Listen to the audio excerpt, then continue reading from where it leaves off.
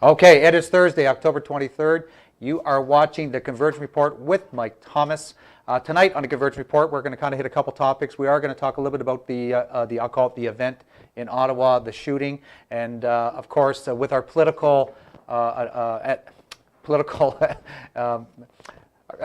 sorry, total freeze. Anyways, continuing on with watching the municipal campaign in Windsor, we have Ward 5 candidate Joey Wright here today. Thank you very much for being on, Joey. Thank you for having me. Yeah, that's no problem. Thank you for we're going to talk to Joey about what's going on out there as we get to the last few days before the vote on October 27th, Monday, October 27th. And we're also going to talk a little bit about, again, the Ottawa shooting. And I'll kind of lead with that. My co-host, I should say, is Kenneth Bullock and Ryan Turchiniak, both with us from St. Clair College, the St. Clair College Journalism Program, right in Mediaplex right here, also downtown, along with the Downtown Windsor Business Cellar where we're shooting from. You can watch this live right now on YouTube at NOXTROM 1. And then if you want to see all the best parts, you can see it again as it'll be uploaded on YouTube. So again, that is the live stream right here on XE's TV through NOXTROM Digital Media. Let's talk a little bit about the Ottawa event. How was your reaction, Joey, in regards to when it first popped out that there was a shooting on the Hill yesterday? Initially, it was shock. I didn't really know. I didn't know if it was real, if it was a hoax. You know, I saw it on social media. There's a lot of hoaxes regarding, celebrity deaths or events going on, that kind of thing. But as time went on over the next 15, 20 minutes, and I started seeing it more and more, I began to realize this is actually happening in Ottawa. Somebody's been shot. There was so much misinformation on Twitter regarding ISIS and a terrorist attack and that sort of thing that I didn't really know what to think. Hindsight is 20/20. So looking back the day after and finally getting all of the actual information and the soldier that was killed, the gunman, exactly how close they got in Parliament to our Prime Minister and to our MPs that were there is pretty shocking to me. Okay, so you saw it first, what, on Facebook itself or Twitter? I think it was Facebook. Okay, and I kind of I always do that flavor, and I'm not trying to get any ageism on myself whatsoever. I come from the TV age. Okay, so we kind of wait for it on TV, or maybe if it popped up on radio in the car, depending what you listen to. What about you two guys from the Mediaplex? Like, how were you at school when it happened? Like, where were you, and what'd you see? I was, well, I wasn't at school, but I check Twitter most of the time. I get mostly updates, so like from CBC, Toronto, Windsor, like all that. Both showed that there was a shooting in Ottawa, and I'm like, oh my gosh, that was like, wow. And then I checked Facebook again to make sure, and I'm like, oh wow, that is true. But like Joey said, there were so many like links that said like ISIS and like all the other things. I didn't know who to believe, so like I just waited for like Stephen Harper himself at like last night's thing. Oh, you wait till actually him to clarify what was happening. Oh yeah. But like hearing about the actual news itself, it was like Twitter and Facebook, all the stuff. Like what actually happened, like details, like I waited for Harper himself to say it. So. Okay, very good. I truly believed. Okay, Ken? Well, when I first heard about the event, I was just walking into the newsroom and all of my colleagues were watching the television screen. CBC and CTV were already covering it. The Mediaplex needed to cover that as well, so I took to Twitter and to make sure all the facts were, factual. And so my first thing, obviously, is this related to ISIS, which I didn't want to assume that, obviously, so I took to Twitter and I only followed what was factual from credible news sources, CNN, CTV, CBC, that sort of thing. And so for the first little while, they thought it was like they thought there was about 3 people involved, since there were 3 different locations where there were shootings. And, well, according to what's going on right now, there was only 1 gunman working alone. So I didn't find that out until today, like Ryan said, until Stephen Harper had confirmed what was going on. Right. Well, I had the opportunity to speak to a young woman that lives and works in Toronto now. She went to school in Ottawa. I think she actually went, I'm going to say Carleton, I'm going to get mad at me. I believe it was Carleton. And she said that's exactly what kind of happened. She saw it on Facebook first, launched onto Twitter right away. The social media side of it, how we get our news. And this is really, my show really is called Facebook Karma. Okay, because I see it, bang, it's got to be news, right? But then we're finding out that sometimes it's not. We're not getting all the true facts, even on Twitter. And that's what she said. She said it was very unreliable, and she fell almost into. And I was actually quite surprised. It was CBC. It was Peter Mansbridge in CBC, where she felt was most reliable. Okay, dump Facebook, dump Twitter. Okay, I want the news, right? And because she saw CNN, and then CNN made it sound like just like a horrible terror. It was like a terror in Ottawa, and then that's where the misinformation about shooters and everything else. And what was neat to find out from her was that she was in communication with a CBC cameraman that was barricaded in one of the rooms, and so you definitely were still having that texting. Right. Twittering information back and forth, although she did report that that she said Facebook really started bogging down, or the social media aspect started bogging down. So that was that. You know what? Honestly, that's kind of a concern when people are relying on that for their news. If it's not going to be number one reliable news source, and it could glitch and shut down. So that was kind of interesting. It's like, as we all know, like Twitter is like kind of a main quick way of knowing what news is going on, but because we know not just news sources are on Twitter, so we can't, sometimes we rely on people that are there, sometimes we can't. I remember seeing a few tweets saying that there was a second gunman and that he was shot down. I remember reading that, but obviously that wasn't true. Oh yeah, that's exactly what the and so nobody knew. Okay, so I'm going to bring it back to the political side of it for a second, and I just want commentary because of what there seems to be a response after the fact as a politician. Okay, I know it's municipal versus federal. Okay, but there seemed to be some concern that Prime Minister Stephen Harper took so long to get the official statement out. That there was people left hanging since 10 o'clock in the morning for anything official, especially with all the information that was at hand. Or what that was being put out there, and some of it was proven to be unreliable. So give me a comment on like. Well, I think the reason he waited so long wasn't it wasn't negative, because there was so much information being thrown out there on Facebook, on Twitter. They had to sort out what was actually real and what wasn't, and you don't want to make a statement, have a press conference, and start telling the entire country, this is what happened, this is what happened, this is what happened, only the next day to find out that's not entirely true.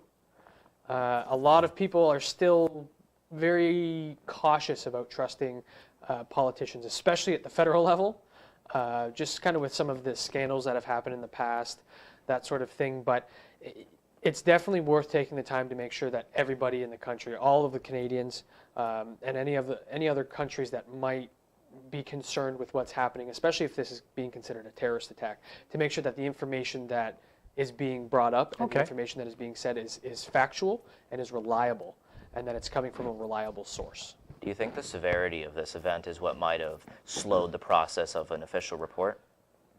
Yes and no. I think there was a lot of questions as to, was there 2 gunmen? Was there 3 gunmen? Was there 1 gunman? How did the events play out? Where did it? It started at the Tomb of the Unknown Soldier. Then there was reports of a car being stolen, and then the gunman was going to Parliament Hill. How far inside of Parliament Hill did the gunman get? How close did he get to the Prime Minister or our other MPs, other dignitaries that may have been in Parliament Hill at the time? They wanted to make sure everything was.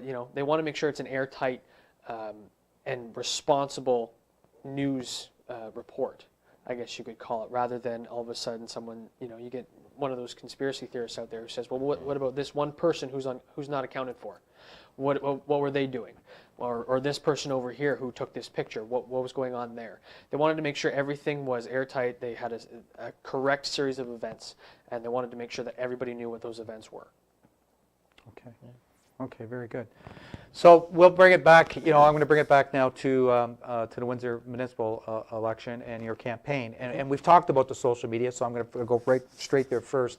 I know a lot of the candidates. I kind of did a little bit of research, and lots have thrown up some websites. Facebook seems to be fairly popular. Yep. Some have Twitter.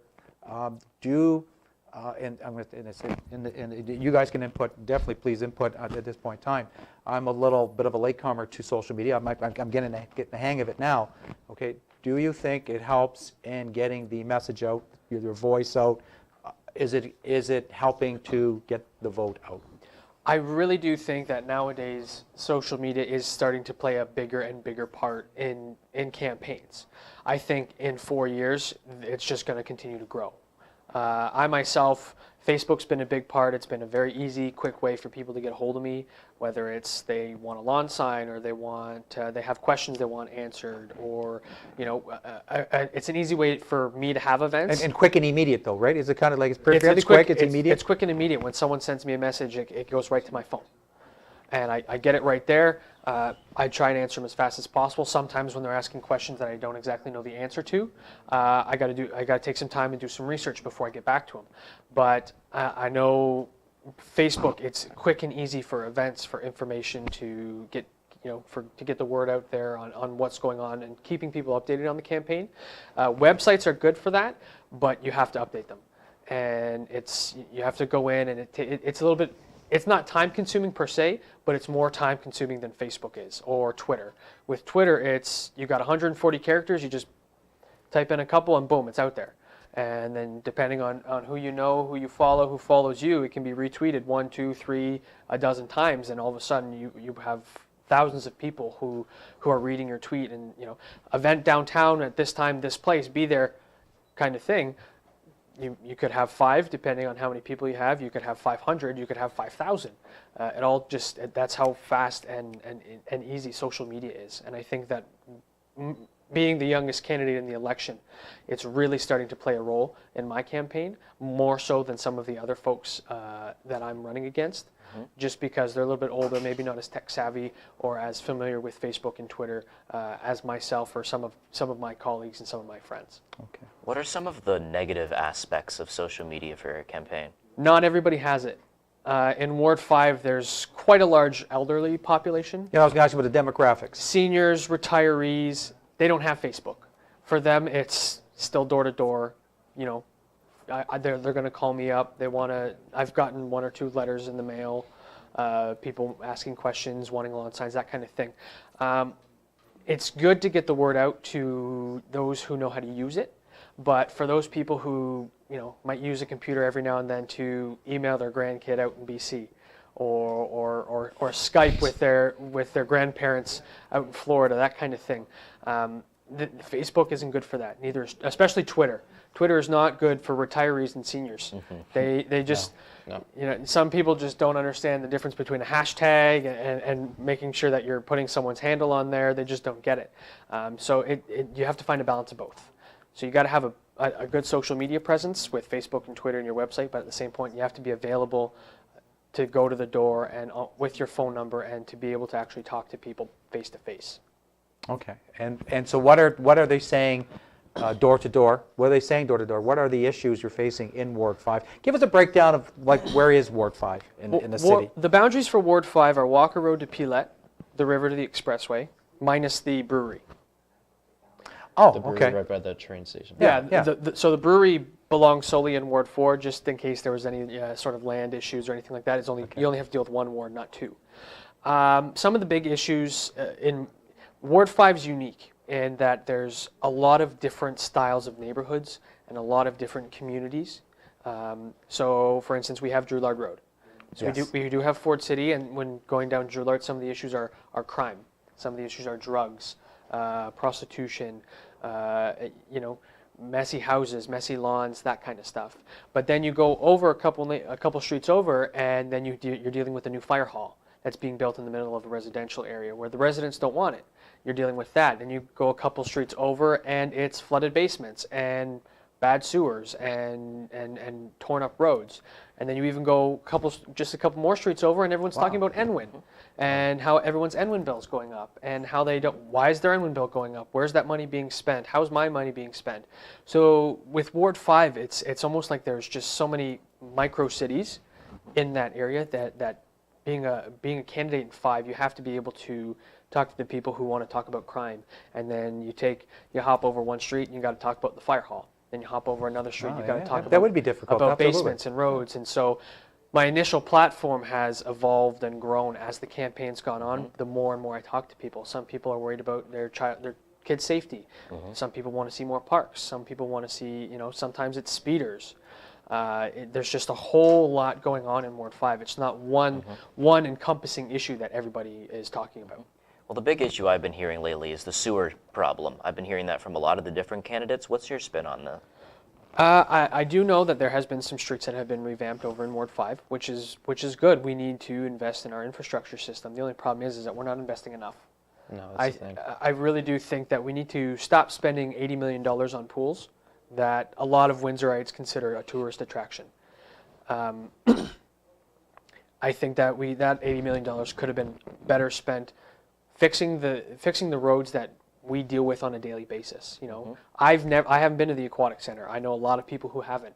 In fact, I can count on one hand how many people I know that have actually been there. For Windsorites, they want to see those neighborhood pools. They want to see Waterworld. They want to see 80 Knox. And they want to see, that's kind of what builds those neighborhoods. We have a pool in Ward 5 at Gino A. Marcus. People don't want that to close. It's not slated for closure, but if that were to ever even be brought up, there'd be riots on the streets, because that's how many people just want that pool there, because it's widely used by the community, by the seniors, by the students for swimming lessons, and it's overall it's something that people want. I think that we really need to start focusing on the issues that affect us on a daily basis. So that might be roads and sewers, which are the big ones that everyone's talking about, but also stop signs, speed limit signs. There's been quite a few complaints about speeders over in Ward 5. More street lights. I was on a road the other day, and there was one street light every 10 houses. But then you go over 2 streets that had just been repaved, and there was one street light every 3.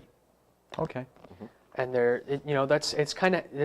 to me, that's how you build up neighborhoods, and you build up safety, and you build up people who are comfortable with each other, where you don't have to worry about your car being broken into because the lighting's not adequate. We're starting to invest in better streetlights, but $80 million, that can buy a lot of new streetlights. That can buy a lot of stop signs. It can buy a lot of speed limit signs. Instead, we decided we're going to close Waterworld, we're going to try and close 80 Knox, and we're going to centralize that pool system downtown. And what we're doing is we're very, very slowly... I think they even lost the YMCA at the end of the day also, because they couldn't compete. Exactly, they're losing the YMCA. So what we're doing is we're slowly stripping neighborhoods of the amenities that make them good neighborhoods. Yeah, and I'm going to tell you right now, from some of the things I've been following over the last couple of years, and it was the first time it clicked that it doesn't, how much sense it does not make, because if you go to Toronto, you go to some of the larger municipalities, they're implementing plans to have self-sustaining neighborhoods, like within the ward. Like that's actually the plan to do. That we want to have small business, and we want to have everything in that sustainable walking distance. That's what you want. That's what you want in a community. That's what builds a good neighborhood. Yes. And in Ward 5, a lot of people want good neighborhoods where you can go next door and say, hey, can I borrow a cup of sugar? Or walk across the street and say, hey, can I borrow a bag of milk? That kind of thing. Or, hey, listen, I got to make a quick errand. Can you watch the kids real quick? Or keep an eye on the dog for me while I'm on vacation? That kind of thing. That's what people want. That's what we need in order to keep moving the city forward. A lot of people are moving to the outskirts of the city. They're leaving, and it's the urban sprawl in Windsor is amazing, because very, very quickly the neighborhoods that built this city, especially in Ward 5, we have Fords, we have Chryslers, we had GM. Those are the neighborhoods that built the city. That's where the city. And actually, yeah, it's more of the core than more of the core of the city than downtown is. That's where the core started. That's where it was, and very, very quickly people are leaving because they don't feel safe. They don't feel their needs are being heard. There's crime, there's drugs, there's prostitution, and there's just not enough being done. Do you see any small businesses in the Ward 5 that you see would like to improve, or just? I would like to see small business needs to be improved throughout the city. Depending on the numbers you're reading, small business makes up anywhere from 65 to 80% of Windsor's economy, which a lot of people don't realize. They think it's Chryslers and the big companies and that kind of thing, but it's actually small business that really makes up the core of Windsor's economy. And the only way we're going to continue to attract new businesses and encourage people to start up their own businesses is by offering incentives for small business. We have to start looking at bigger municipalities like Toronto, like London, where they're not saying, you need to start, if you're going to start a business, well, we're going to throw all this red tape at you, and you got to buy all these permits and pay all this money to start up your business. They're saying, okay, listen, you want to start up a business? We're going to make it easier to do that. You don't need this permit right away, and when you do, it's going to be half off. We're only going to charge you 50%. We're going to take off 25% of your electricity bill for the first 2 years as long as you hire 30 people. What do you think are some of the bigger deterrents for either maintaining a small business or creating a new one? I really do think there's just, people are so put off. You know, they see their bills going up at home. People, if you want to start a business in Windsor, there's a lot of permits that you have to get. You know, if you're building a new business, you got to get a building permit. You got to get a permit for electrical, a permit for water, and you know, we really have to cut that red tape at City Hall. We have to make it easy and efficient and fast to start a business, get it up off the ground, and say, listen, how can the City of Windsor help make your business successful? Because when your business is successful, you know, you're still paying taxes, you're paying property taxes, you're employing people, you're drawing people in. That's where money's coming from. And you know, the more successful a business is, the more money, you know, you're going to spend, you're going to move to a larger location. Well, that's more property taxes for the city to come in. That's where, you know, we want to make businesses successful, because when we do that, we make money in addition to you. And that's, I think, where the problem lies, is that we're just so la-di-da about new business that no one wants to get up and start one. That is the point. Because you're right here. Here you're at the Downtown Windsor Business Accelerator, and I believe it's twice now, if I've been following it since I've been here, where they went to the City Council, ask for some support. And I can tell you twice the current Ward 5 councillor has voted against supporting the Downtown Windsor Business Accelerator. And it doesn't make any sense. And one of his big campaign promises is to keep the youth here and to bring more youth in. What I don't understand is that then if you're trying to attract the youth and bring the youth in, why is it you voted against giving more money to the Downtown Windsor Business Accelerator, which has many startup companies here? This TV show, for example. Yes, that's exactly. We want to build, and we want to eventually have a space, and I'll say Ward 5. Okay, there you go. Today I'll say Ward 5. Okay, yeah. Tomorrow might be Ward 4. Tomorrow might be 4, might be 3. But we want to have our own space, and this is where we start. We're a startup, and that's our goal. And that's what this is about. And for Councillor Sleeman to say, listen, I want to bring the youth in, and we want to have new businesses come in, but I don't want to give you money. And it's not just Councillor Sleeman. It was council's decision. Okay, council's decision, yes, it was. That said, you know, we're not going to give you more money. Well, that's what you have to do to encourage business. I know there's a couple organizations based out of the Business Accelerator. Why not? Urbanite. I just took out an ad for a newspaper that's based out of here.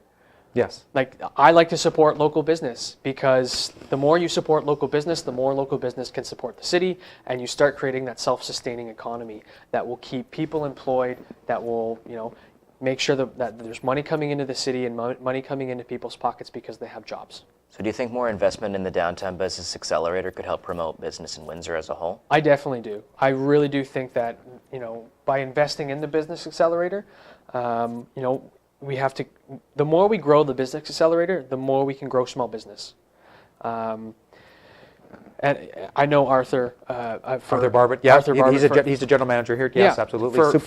Working very hard. For a couple years, I've known Arthur, and you know, he's got all these great ideas. Except we're not giving him the resources to help build the accelerator up to its full potential. I'm not saying it's not at its full potential now, but with all these small businesses here, you know, if they can't move out into the city, if, you know, kind of move out of mom's basement, so to speak, then they're just going to stay here taking up that room that can be used to grow more small businesses.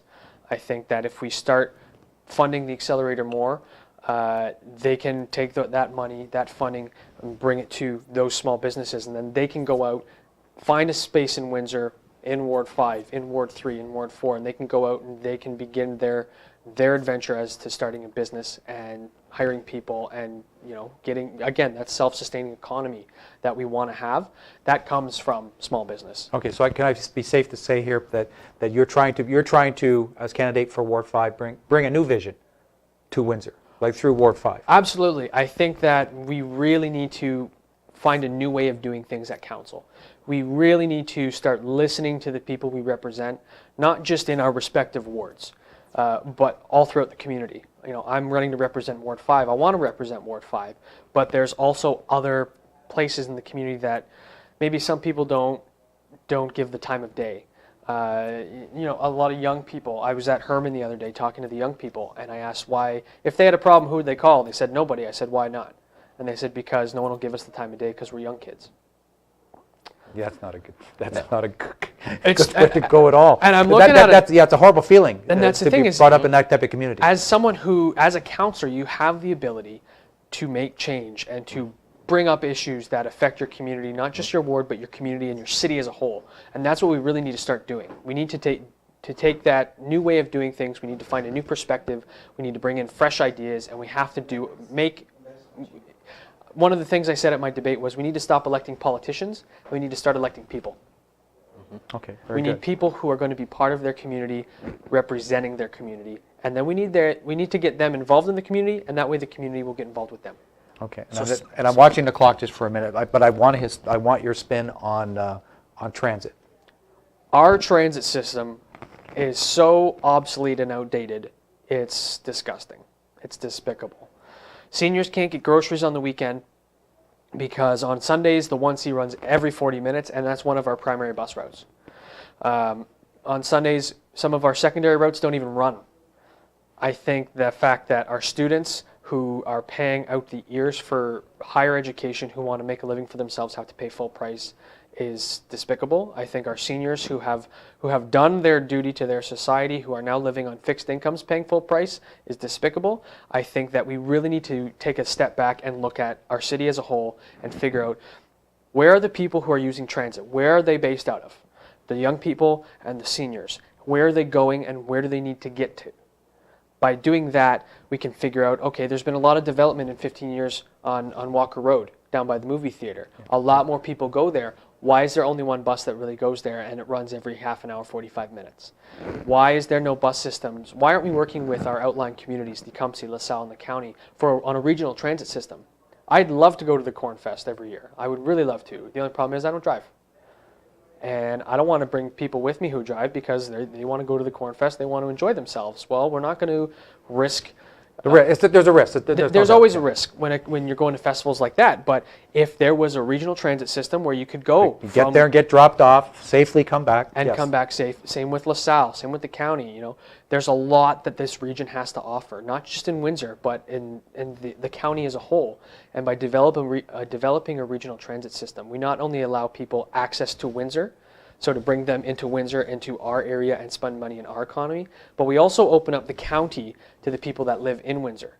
So we allow those people to go to Tecumseh and to spend their money there, who can go to LaSalle, spend their money there, who can go out to the county and enjoy everything they have to offer. So it's something that we really, really need to start working on. We need to put our egos aside. And that's critical. It's critical with everybody, with the leadership in Tecumseh, the leadership in the county, the leadership in LaSalle, and the leadership here in Windsor. We have to put our egos aside, and we have to develop a way to make transit affordable and to make it regional so that everybody can use it and go anywhere in the county. Okay. You were speaking about like student votes a little earlier. What do you think could be done to decrease student apathy towards voting, and what could be done to increase the votes from? Get them involved. A lot of students, especially around that 16 years of age, they feel very left out in a lot of different subjects and a lot of different topics. I think that we need to really start engaging the youth more. They have some creative ideas and approaches on how to solve issues and fix problems in our city. Do all of them work? No. You know, some of them say, well, fix the roads and just fix it, you know. Mm-hmm.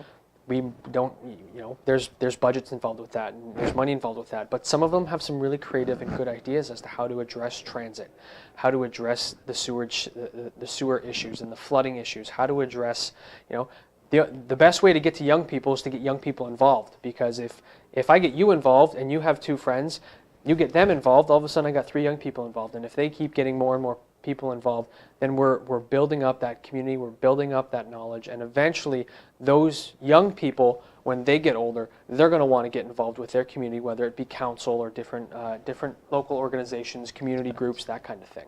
Okay, so without giving away any last-minute election strategies, okay, Twitter again. Are you planning anything for Election Day?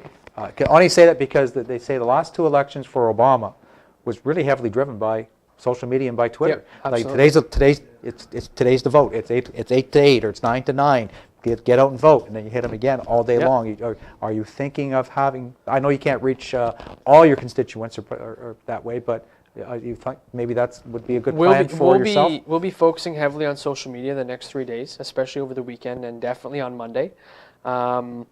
A lot of my volunteers, we've worked really hard the past 8 months because we've been involved. We've been doing this for 8 months now since Oh, March. you got out early then, or fairly early? Yeah, Okay, because okay. my first campaign, we knew it was going to take some time.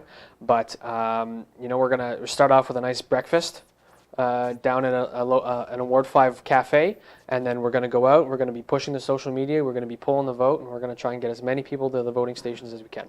Okay, and you know what? I wish you all the best. You had some fabulous ideas. This was an excellent show, but we are out of time. So thank you very much for watching the Convergence Report. Again, our special guest today was Joey Wright, Ward 5 candidate for the municipal election. Vote, don't forget, vote on the 27th. Get out on a Monday.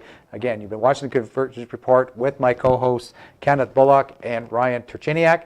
And again, thank you everybody for being here. I will see you next week.